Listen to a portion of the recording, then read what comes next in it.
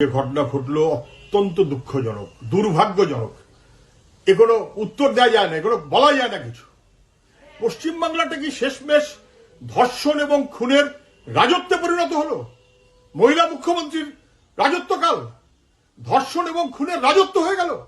Class 4-এ পড়া মেয়ে ফিরছে, পড়া থেকে ফিরছে, পাওয়া গেল না।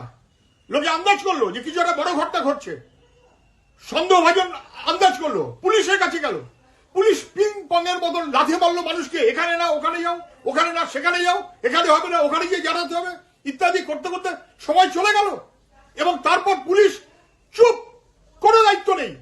শেষমেশ মানুষের চাপে যখন সন্দেহভাজনকে ধরলো তখন বোঝা গেল, এবং তখন অনেক লেট, মেয়েটা খুন হয়ে গেছে। এবং তারপর সেই খুনের জায়গাটা বা যেখানে মেয়েটাকে পাওয়া গেল সেই জায়গাটাকে ঘিরে পর্যন্ত রাখলো না। আর কত অপদার্থতা হবে, আর কত অপদার্থতা হবে। কি চায় সরকার, কি চায়? মেয়েদের কোনো নিরাপত্তা থাকবে না, মানুষের কোনো নিরাপত্তা থাকবে না। এবং তারপর এখন মানুষ কেন তারা এইরকম পরিষ্কার হবে? মুখ্যমন্ত্রীকে তো উত্তর দিতে হবে, উনি তো পুলিশের মন্ত্রী।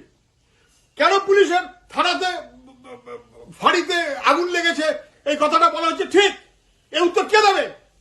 পুলিশ মন্ত্রীকে দিতে হবে। কেন তার পুলিশ ব্যর্থ? কেন মানুষ এত বিক্ষুব্ধ হচ্ছে? এবং তার দায় কার? গোটা পশ্চিমবাংলাটা ধর্ষণ খুনের রাজত্বে পরিণত হচ্ছে। আরজি কর সহ নানা ঘটনা, তারপরেও পুলিশের কোনো হেলদোল নেই। সব দোষ মানুষের ঘাড়ে চাপিয়ে দিচ্ছে। কখনো হতে পারে না। ওখানকার স্থানীয় মানুষ স্বাভাবিক কারণে তারা প্রতিবাদ করছেন, এই প্রতিবাদ সংগত।